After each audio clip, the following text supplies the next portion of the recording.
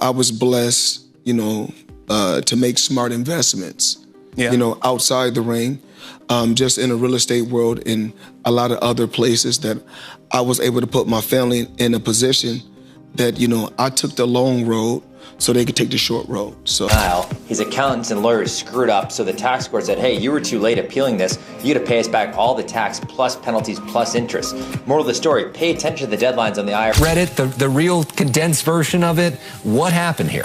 Well, so Floyd Mayweather wants his dream house, and he was looking at a $139 million property in the hills of Bel Air. Floyd Mayweather has responded emotionally to rumors about bankruptcy and a $500 million debt to the IRS. He dismissed the claims as a tax meant to damage his image, saying, everybody is entitled to their own opinion.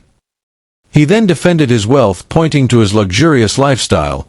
But if that's what you call having 2 private jets, owning 100 buildings, and being able to do what you want, then I'm pretty sure everybody is going bankrupt.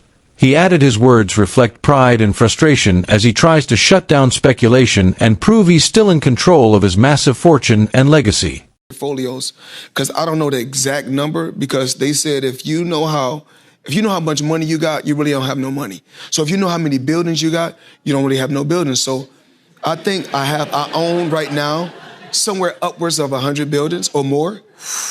And in I think 99% of my buildings are in New York City. Great team, and God has truly blessed me to put me in a position not just to be able to make a lot of money, but also give back, if not just my time, but also financially. Floyd Mayweather filed an appeal claiming he couldn't pay taxes because he was broke, but the IRS rejected it. They stated he missed the deadline, so the appeal couldn't be accepted. As a result, he was ordered to pay not only the original tax debt, but also additional penalties. This added to the controversy surrounding his financial status despite his claims of wealth and luxury assets. Okay, so Money Mayweather is jabbed by the IRS here. What happened? Well, he took a large S-Corp deduction for legal expense. The merits of that didn't even matter because he missed his appeal deadline of the denial. His accountants and lawyers screwed up, so the tax court said, hey, you were too late appealing this. You got to pay us back all the tax plus penalties plus interest.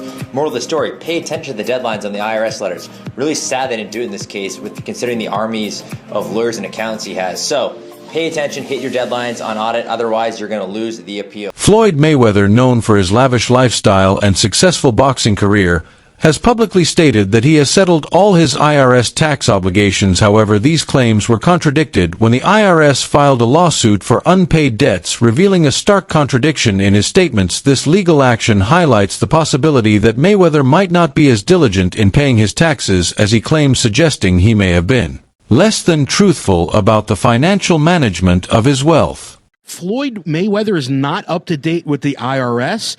Shouldn't he be, considering how much money he's made during his career?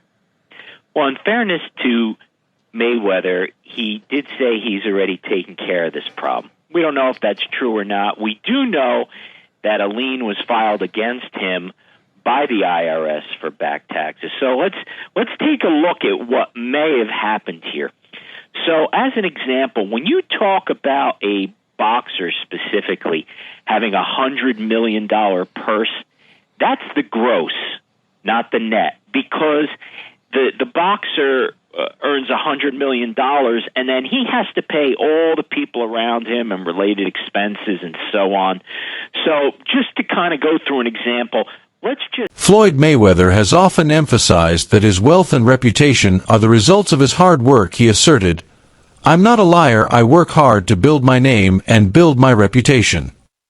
He has always been clear about his dedication to ensuring his family's financial security and building generational wealth. According to Mayweather, his investments, particularly in real estate, have helped him leapfrog from an 8-figure fortune to a 9-figure one. Despite his success, this declaration about his wealth contrasts with ongoing financial troubles, including questions about his ability to manage his earnings responsibly.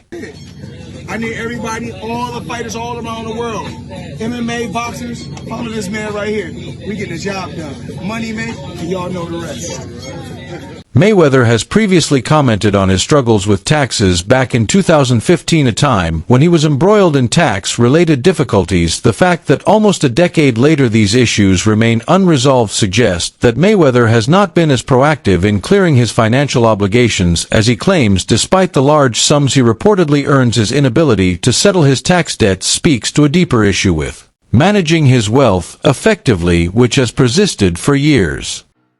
He's had these tax questions. He replies to them by showing on Instagram $26 million, a payment he made to the IRS. By the way, nothing makes your tax payment look shadier than when you're just holding up cash. Right. That's not a good look for the IRS. Yeah. But he showed his actual, $26 million. They just pay him. Like, I don't know why, like, he's mad at the media. It's like, oh, you guys are making things up. No, it's leaked that you asked to pay after this fight. Like, you make all this money. If I was Mayweather, not only would I pay them on time, the IRS, I'd tip them. I'd be like, hey, here's what I owe you.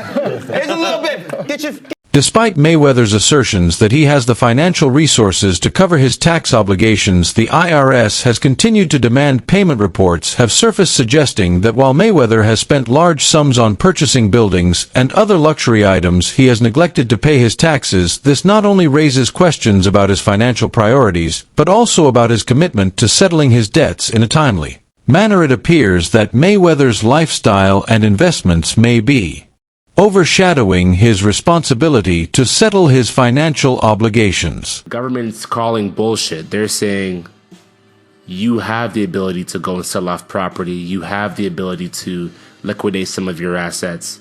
You have the ability to go and get a loan to pay off this tax liability. So we're not buying it. So we'll see if this petition does get approved. It's Floyd Mayweather. It probably will get approved. Seeing as how the event that's going to happen in about 60 days is going to generate more than enough money to pay off that tax liability. So it's great reassurance for the IRS. And this is not the first time that Floyd's been in trouble with the IRS. Back in 2008, he had a $6.17 million lien for taxes that he owed in 2007. Right? And this is just a recurring thing. He's had many other instances. Back in 2011, apparently he owed $3.4 million in taxes that were incurred in 2009.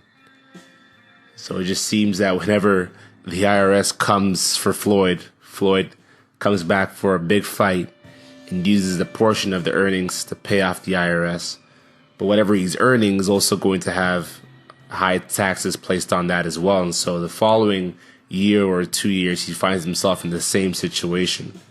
The money man, TMT. What it doesn't tell you, though, is that it takes money to make money.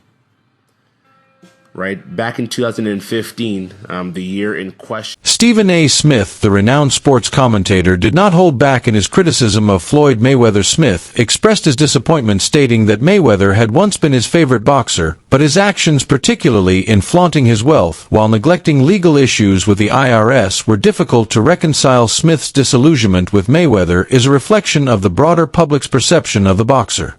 Who fought that night is fighting again, and they say that he's fighting for money. How could that be? Your team. It's all about who you surround yourself with. I don't know who's his promoter. I gave him the option before. Well, me and Manny spoke before about fighting the first time. I think I offered him, 40 million. I don't know if it was, but I told him I would wire him 20 million within 48 hours. And then at that particular time, he said he wanted 50-50, and he got off the phone. And at that time, I think I was going to make for that fight probably 75 million at that time, somewhere upwards of 75 million. But it's all about timing. I took my time, I waited, we communicated. Our investments leading up to the fight that week, we made somewhere upwards of 30 million. Cash, and then for the Canelo fight, smart team once again. Just with those two fights, Canelo and the Pacquiao fight, $400 million just with those 2 fights. But it's all, you know, I was blessed. I think luck was on my side. I was blessed. All about timing. I came around at the right time. I was around in the 90s. Before, I built my fan base before all this social media. I had already built a fan base. It wasn't easy.